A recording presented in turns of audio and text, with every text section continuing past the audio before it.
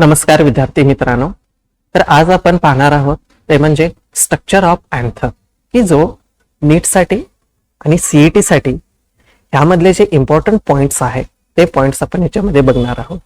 तर गेल्या व्हिडिओमध्ये पहा की आपण तिथे स्ट्रक्चर ऑफ फ्लावर बघितलेलं आणि त्या फ्लावरचे वेगवेगळे असणारे पार्ट्स त्यामध्ये बघितलेले.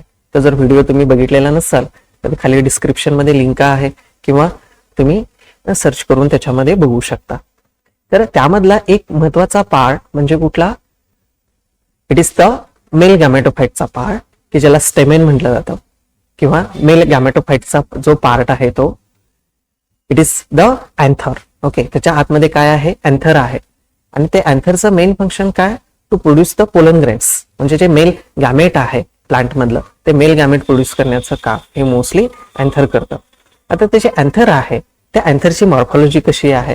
ओके, त्यानंतर त्याचा सेक्शन जर आपण घेतला तर त्याच्यामध्ये कुठलं स्ट्रक्चर दिसतं, त्यानंतर अँथरच्या आतमध्ये सेक्शन घेतल्यानंतर कुठले कुठले लेयर्स आपल्याला दिसतात. ओके, त्यानंतर अँथर जे आहे त्याच्या आतमध्ये तयार झालेले पोलन ग्रेन जे आहे ते बाहेर पडण्याची जी प्रोसेस आहे त्या प्रोसेसला काय म्हणायचं, ती प्रोसेस कशी होते, त्यानंतर त्याचे कुठले कुठले टाइप्स आहेत ते टाइप्स आपल्याला ह्या व्हिडिओमध्ये बघायचे आहेत, की जे इट इज नीटच्या दृष्टिकोनातून आणि त्याचबरोबर सीईटीच्या दृष्टिकोनातून त्यामध्ये आपण बघणार आहोत. तर आपण स्टार्ट करूया. तर पहा की जर फ्लावर आपण बघितलं तर फ्लावर मध्ये वेगवेगळे पार्ट्स आहेत. ते पार्ट्स आपण ऑलरेडी गेल्या व्हिडिओमध्ये बघितलेले आहेत. तर त्यामध्ये जो फ्लावरचा part which is attach to the branches, म्हणजे तिथं असणारे जे ब्रांचेस आहेत त्या ब्रांचेसला अटॅच असणारा जो पार्ट आहे it is known as the peduncle. त्याला पेडिंकल म्हटलं जातं. त्यानंतर त्याच्यावरती there is the bulbous structure, it is known as the receptacle. Okay, त्याला रिसेप्टॅकल किंवा it is known as the thalamus. Okay, त्याला थॅलॅमस म्हटलं जातं. त्या थॅलॅमसच्या वरती वेगवेगळे फ्लावरचे पार्ट्स प्रेझेंट आहेत. लीप लाईक स्ट्रक्चर जे प्रेझेंट आहे it is known as the sepals. Okay, त्याला सेपल्स म्हटलं जातं. त्यानंतर जे ब्राईटली कलर्ड स्ट्रक्चर आहे it is known as the corolla किंवा it is known as the petals, त्याला पेटल्स म्हटलं जातं. त्यानंतर आतमध्ये मेन इम्पॉर्टंट पार्ट आहेत which is act as the male gametophytic part आणि फिमेल गॅमेटोफायटिक पार्ट. त्यामधला एक आहे तो म्हणजे stamen, it is known as androecium, त्याला अँड्रोसियम म्हटलं जातं. आणि त्यानंतर त्याच्या आतमध्ये आहे तो म्हणजे gynoecium which is the part commonly called as the carpel. Okay, त्याला कार्पेल म्हटलं जातं. तर इथे पहा की जो मेल गॅमेटोफायटिक पार्ट म्हणजे अँड्रोसियम जो आहे त्या अँड्रोसियम मध्ये दोन पार्ट आहेत, एक म्हणजे अँथर आणि दुसरा आहे ते म्हणजे थॅलॅमेट. ओके, आता हे जे अँथर आहे त्या अँथरचं कसं स्ट्रक्चर आहे ते आपण त्याच्यामध्ये बघूया. जर आपण ह्या फ्लावर मध्ये पहा की जर अँथर बघितला तर त्या अँथर मध्ये there is containing the to main part. Okay, किंवा जो काही स्टेमेन आहे त्या स्टेमेन मध्ये दोन मेन पार्ट आहेत, एक म्हणजे काय आहे? अँथर आहे आणि दुसरा म्हणजे फिलामेंट. या दोघांचं मिळून काय तयार होतं? There is from the stamen. Okay, stamen तयार होतं. आता जे फिलामेंट आहे, filament it is the long and cylindrical stalk like structure. Okay, which is attach to the thalamus. Okay, इथं खाली थॅलॅमसचा पार्ट आहे किंवा रिसेप्टॅकलचा पार्ट आहे, त्याला अटॅच असणारा लॉंग असा एक सिलेंड्रिकल स्ट्रक्चर आहे, त्याला काय म्हणायचं? Filament. Okay, now it is join the anther. जे अँथर आहे वरचा हा पार्ट तो कोणाला जॉईन करतो? थॅलॅमसला जॉईन करण्याचं काम हे फिलामेंट करतात. त्यानंतर वरचा जो अँथर आहे, अँथर जर आपण बघितलं there is containing the two lobes, दोन लोब्स त्याच्यामध्ये प्रेझेंट आहे. Hence it is called as the bilobed structure. हे कसं दिसतं बघा आपल्याला, it is the bilobed structure present आहे. आता जे बायलोब्ड स्ट्रक्चर आहे, जे दोन लोब्स आहेत ते दोन लोब्स बरोबर सेंटरला पहा. सेंटरला जर तुम्ही बघितलं इथे this is connected by one connective tissue. एका कनेक्टिव्ह टिश्यूने काय केलेलं आहे? कनेक्ट केलेलं आहे. त्याच्यामध्ये दोन लोब्स आहेत. Hence it is known as the dithecous. त्याला काय म्हणायचं? डायथिकस. ओके, स्ट्रक्चर कसं आहे? बायलोब्ड, म्हणून त्याला काय म्हटलं? डायथिकस. ओके, आता अँथर जे आहे त्या अँथर मध्ये जर आपण सेक्शन घेतला, ओके, फॉर एक्झाम्पल इथे पहा की जो अँथर आहे त्या अँथरचा आपण जर सेक्शन घेतला म्हणजे तो अँथर जो आहे तो असा जर कट केला तर त्याच्यामध्ये आपल्याला काय दिसतं की प्रत्येक जो लोब आहे म्हणजे एक लोब जो आहे त्या एका लोब मध्ये 2 चेंबर दिसतात असे. ओके, इथे पहा कट घेतला तर हा एक लोब आहे. या एका लोब मध्ये काय आहे 2 असे चेंबर असतात. ओके, म्हणजे 2 लोबचे 4 चेंबर्स त्याच्यामध्ये प्रेझेंट आहेत. Now that chamber it is called as the pollen sacs. Okay, त्याला पोलन सॅक्स और it is also known as the microsporangium. Okay, किंवा त्याला मायक्रोस्पोरॅन्जिया म्हटलं जातं.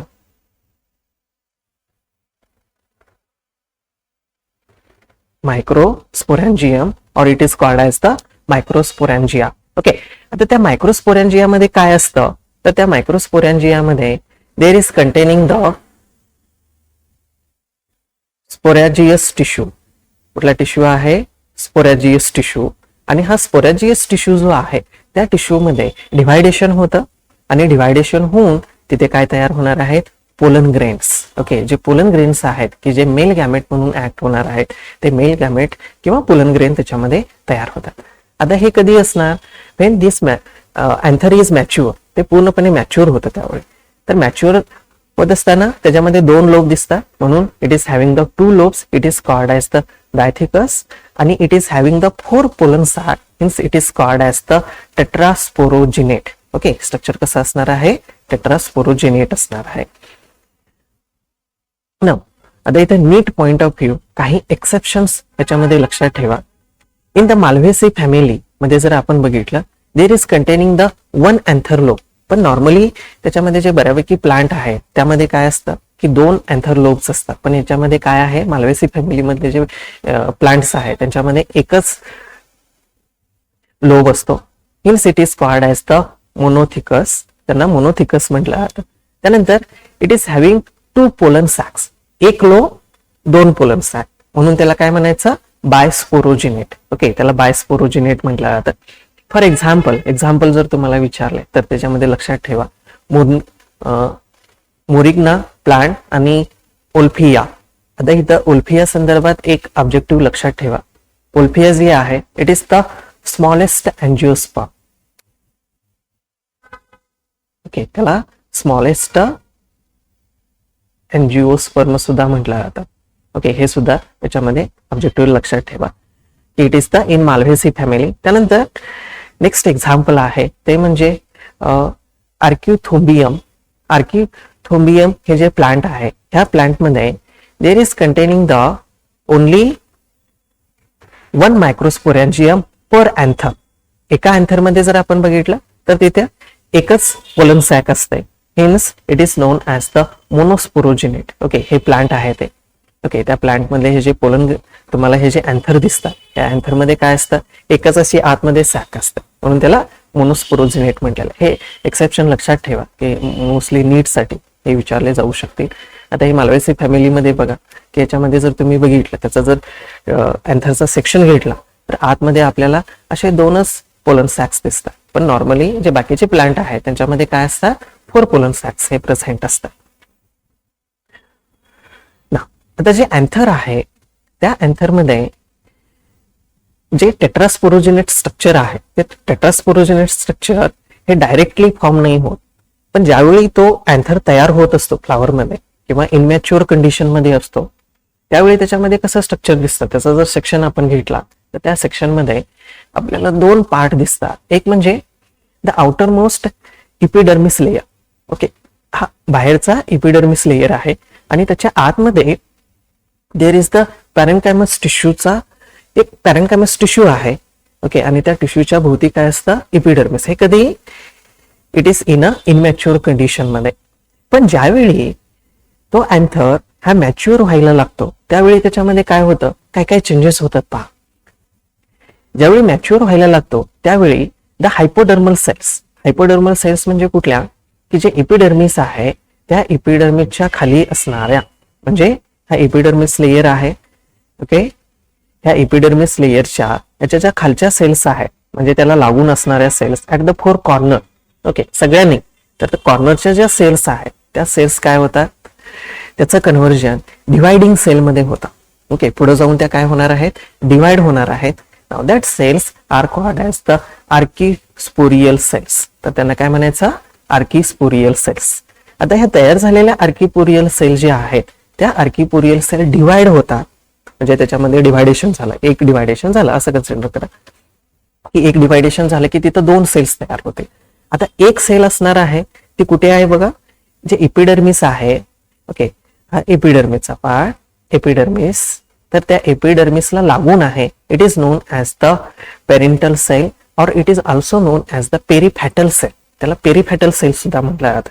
त्या पेरिफॅटल सेलचं काय इम्पॉर्टन्स आहे, it is formation of anther wall. पुढे जाऊन जी अँथरची वॉल असते म्हणजे साईडचा जो लेयर आहे तो लेयर तयार करण्याचं काम करतं.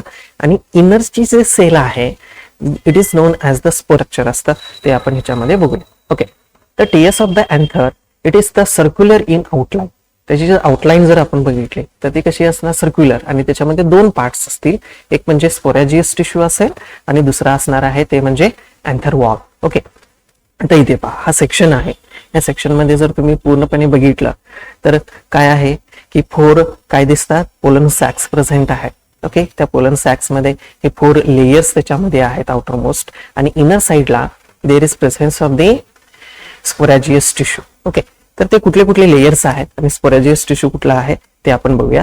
The outer most layer, the first layer जी आहे त्याच्यामध्ये असणार ती म्हणजे it is the epidermis. Okay, आता इथे पहा हा पूर्ण हा साईडचा जो आउटर मोस्ट पार्ट आहे तो म्हणजे कुठला आहे, it is the epidermis. Okay, हा पूर्ण जर आपण बघितला सिंगल लेयर्ड एक त्याच्यामध्ये सराउंडिंग लेयर आहे, it is known as the epidermis. It is outer most protective and flattened cell layer. Cells कशा आहे, फ्लॅट आहेत, एकदम अशा असणार आहे.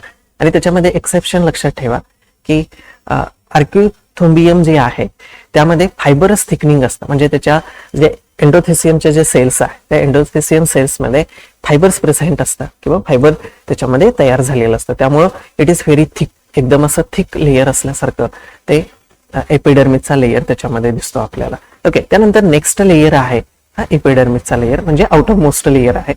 त्या एपिडर्मिस लेयरच्या खाली देर is the next layer that is the endothecium. Okay, आता एंडोथेसियम जे आहे इट इज सब एपिडर्मिस, म्हणजे एपिडर्मिसच्या बरोबर खाली आहे.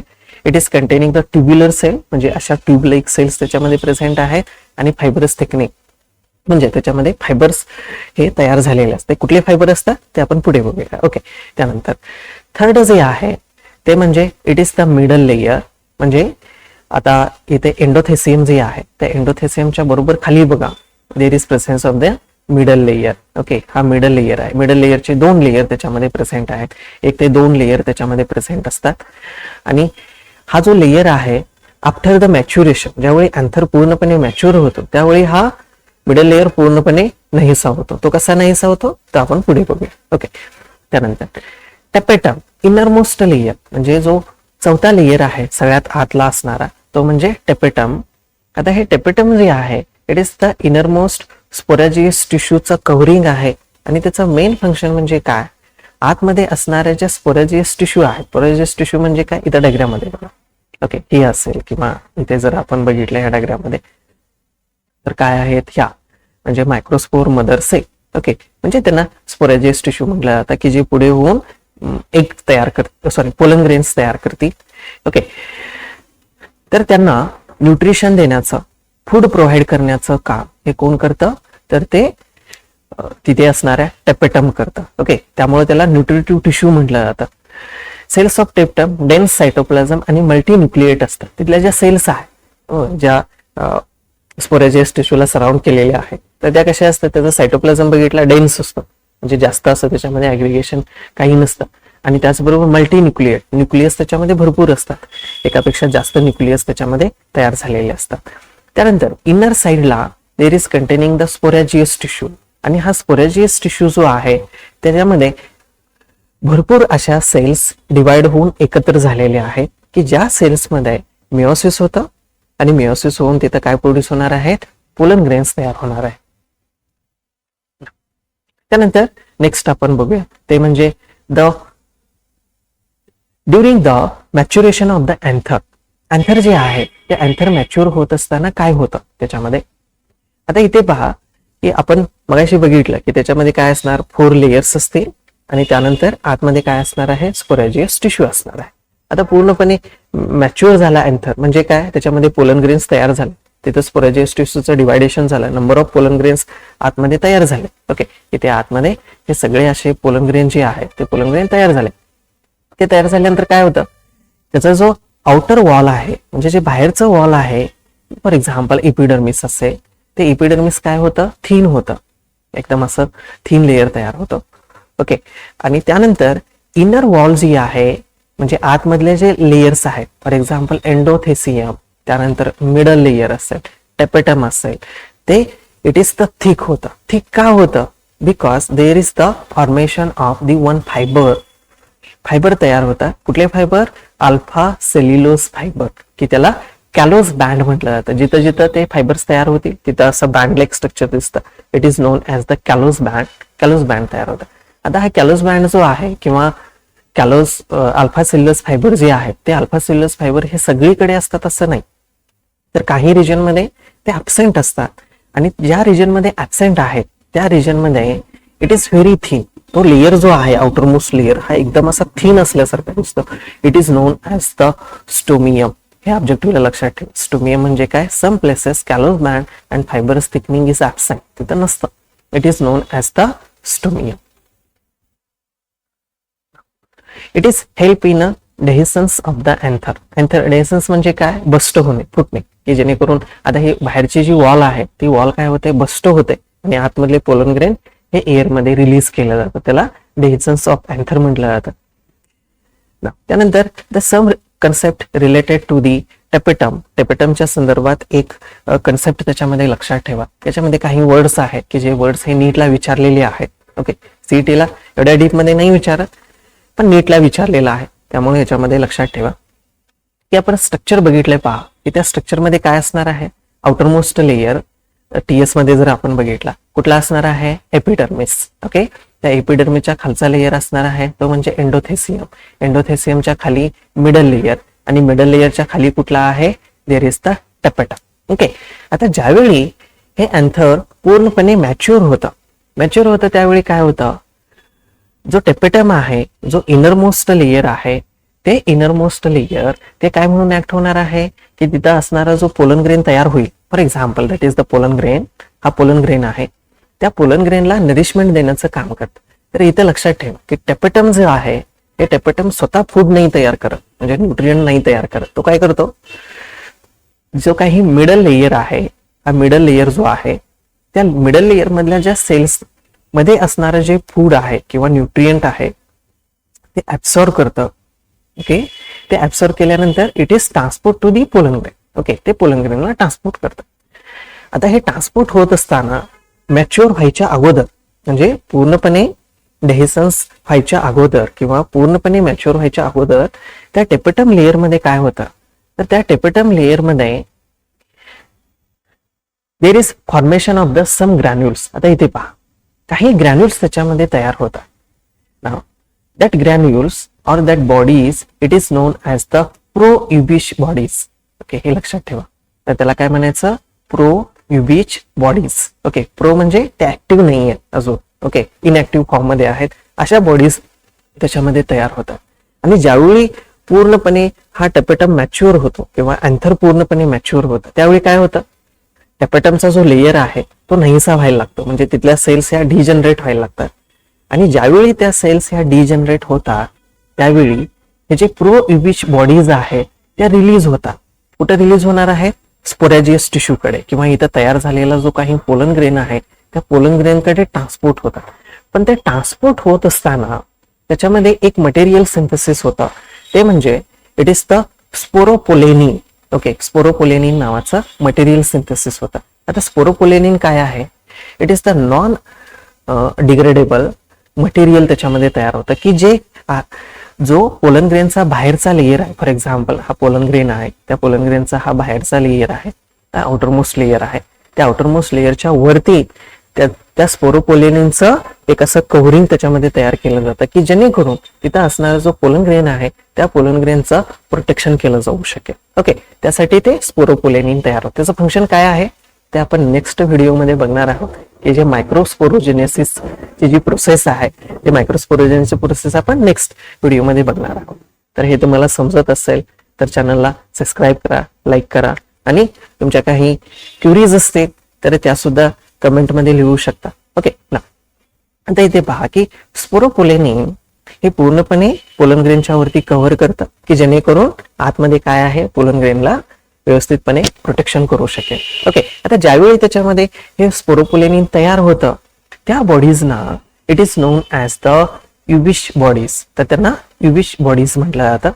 ओके ना. आता इथे काय होतं बघा की it is release in pollen sac, ते पोलन सॅक मध्ये रिलीज होतील. पोलन सॅक मध्ये रिलीज झाले की sporopollenin cover the pollen grains. Okay, त्यानंतर नेक्स्ट आपल्याला पॉइंट पाहायचा आहे तो dehiscence of anther. Okay, anther जे आहे त्या अँथरचं डेहिसन्स कसं होतं किंवा डेहिसन्स म्हणजे काय, फुटणे आपण म्हणतो पहा किंवा बस्ट होणे. ओके, की जेणेकरून त्याच्या आतमध्ये असणारे पोलन ग्रेन जे आहेत ते पोलन ग्रेन सगळे हवेमध्ये किंवा एअरमध्ये हे रिलीज केले जाऊ शकतील. ओके, तर ह्याच्या स्टेप वाईज लक्षात ठेवा त्याच्यामध्ये कुठल्या कुठल्या स्टेप्स प्रेझेंट आहेत त्या. At the maturation of the anther, ज्यावेळी अँथर मॅच्युअर होतो त्यावेळी काय होतं, absorption of the food by the tapetum हे आपण बघितलं. तिथं टेपेटम आहे जो इनरमोस्ट लेयर आहे तो मिडल लेयर पासून काय करतो, जे काही न्यूट्रिएंट्स आहेत ते न्यूट्रिएंट्स त्याच्यामध्ये ऍब्सॉर्ब करतो आणि तो कोणाला ट्रान्सपोर्ट करतो, जे पोलन ग्रेन्स आहेत त्या पोलन ग्रेनला. त्यामुळं मिडल लेयर जे आहे ते मिडल लेयर पूर्णपणे डॅमेज होतं, डिजनरेट होतं. ओके, पूर्णपणे नाहीसं होतं. ते नाहीसं झालं तर पुढे काय होणार आहे, तर त्याच्यामध्ये की pollen sac of each anther lobe fuse. आता इथे बघा किती होते, 2 पोलन सॅक्स होते एका साईडला. ते दोन्ही काय होतात, फ्यूज व्हायला स्टार्ट होतात आणि फ्यूज झाले की त्या दोघांचं मिळून एकच अशी पोलन सॅक तिथं तयार होते. म्हणजे दोन्ही साईडला जिथे ऑलरेडी 4 होत्या त्या 4चं कन्व्हर्जन कशामध्ये होतं, 2 मध्ये होतं. म्हणजे एका साईडचे 2 पोलन सॅक आहेत त्या एकमेकाला जॉईन होतात आणि तिथं सिंगल पोलन सॅक त्याच्यामध्ये तयार होतं. त्यानंतर जे काही तिथं असणारं लेयर आहे, फॉर एक्झाम्पल एंडोथेसियम असेल. ओके, एंडोथेसियमचं लाईनिंग. आता तिथं काय झालं, टेपेटम नाहीसं झाला. ओके, मिडल लेयर पण नाहीसं झाला. राहिलं काय तिथं टेपेटम आणि एपिडर्मिस. तर त्या टेपेटम आणि एपिडर्मिस मधल्या ज्या सेल्स आहेत त्या सेल मधलं जे वॉटर आहे ते वॉटर लॉस व्हायला लागतं. ओके, जर वॉटर लॉस झालं की तिथं काय होतं की वॉटर लॉस झालं की तिथे असणाऱ्या ज्या सेल्स आहेत त्या सेल्स पण काय व्हायला लागतात, डिजनरेट व्हायला लागतात. आणि पहिल्यांदा कुठून डिजनरेट होणार आहेत, ऍट द स्टोमियम. स्टोमियम मध्ये काय आहे, थीन आहेत. सेल्सचा लेयर जो असणार आहे तो एकदम असा थीन असणार आहे.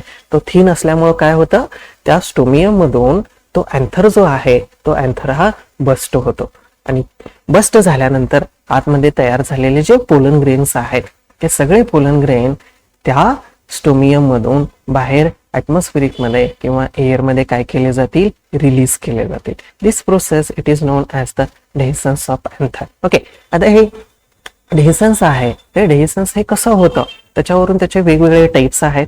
तर त्याच्यामध्ये 4 मेन टाइप्स आहेत. ते म्हणजे it is the transverse, longitudinal, poricidal आणि व्हॉल्व्हुलार. ओके, आता लॉन्जिट्युडनल म्हणजे काय, डेहिसन्स जे आहे ते लॉन्जिट्युडनल पोर्शन मध्ये, फॉर एक्झाम्पल हा अँथर आहे बरोबर, त्या अँथरच्या कसं झालंय बघा, जो अँथर आहे तो बस्ट कसा झाला, डेहिसन्स कसं झाला, असं लॉन्जिट्युडनली होत असेल तर त्याला ट्रान्सवर्स होत असेल तर it is known as the transverse dehiscence म्हटलं जातं. त्यानंतर लॉन्जिट्युडनली होत असेल तर असं पूर्णपणे उभं त्याच्यामध्ये काय होत असेल की डेहिसन्स होत असेल. जो अँथर आहे फॉर एक्झाम्पल हा अँथर आहे तो अँथर कसा बस्ट झाला असं जर त्याच्यामध्ये बस्ट होत असेल तर त्याला काय म्हणायचं, लॉन्जिट्युडनल. ओके, त्यानंतर पोरिसिडल किंवा पोरस डेहिसन्स म्हणजे काय की जर समजा अँथर आहे त्या अँथर वरती असे होल पडले वरती आणि ते होल हे पूर्णपणे एकमेकांना फ्यूज होऊन तिथं पूर्णपणे एक मोठं होल पडलं किंवा तिथं एक मोठा पोर्स तयार झाला आणि त्या पोर मधून जर सगळे पोलन ग्रेन हे बाहेर रिलीज होत असतील तर it is known as the poricidal. त्यानंतर valvular means it is upon the side. Okay, अशा साइडनी जर त्याच्यामध्ये रिलीज होत असेल तर त्याला काय म्हटलं जातं, व्हॉल्व्हुलर. ओके, आता याच्यामध्ये एक एक्झाम्पल लक्षात ठेवा. आता हे नीट साठी तुम्हाला मॅचिंगला विचारतील पहा की इथं तुम्हाला असे इकडे लॉन्जिट्युडनल, ट्रान्सवर्स, पोरस आणि व्हॉल्व्हुलर देतील आणि इकडे काय देणार आहे त्याचे एक्झाम्पल देतील. तर त्याचं मॅचिंग करण्यासाठी तुम्हाला हे क्वेश्चन विचारला जाऊ शकेल. आणखीन सगळ्यात महत्वाचं म्हणजे जे टिपिकल अँजिओस्पर्म हे आपण पहिल्या व्हिडिओमध्ये मी तुम्हाला सांगितलेलं बघा की टिपिकल अँजिओस्पर्म म्हणजे काय.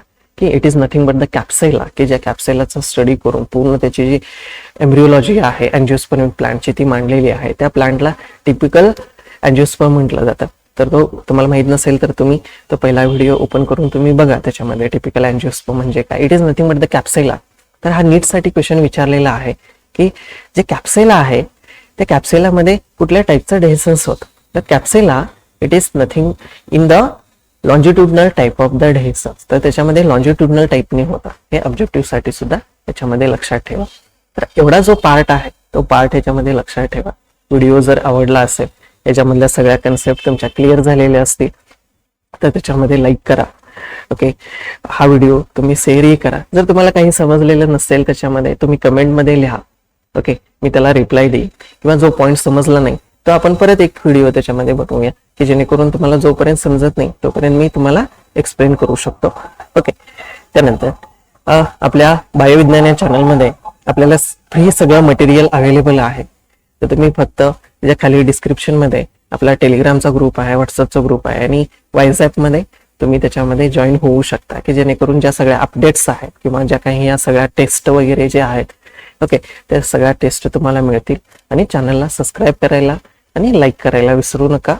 ओके, तर थांबूया. तर पुढच्या वेळी आपण त्याचा जो पुढचा पार्ट आहे म्हणजे मायक्रोस्पोरोजेनेस. आतापर्यंत आपण काय बघितलं की त्याच्यामध्ये पोलन ग्रेन्स हे तयार होतात. कुठं तयार होतात? तर स्पोरॅजिनियस टिश्यू मध्ये. ऍक्च्युअली ते स्पोरॅजिनियस टिश्यू मध्ये कसे तयार होतात ते आपण हे नेक्स्ट व्हिडिओ मध्ये पाहणार आहोत. ओके, तर थांबूया तोपर्यंत. Okay, thank you, bye bye.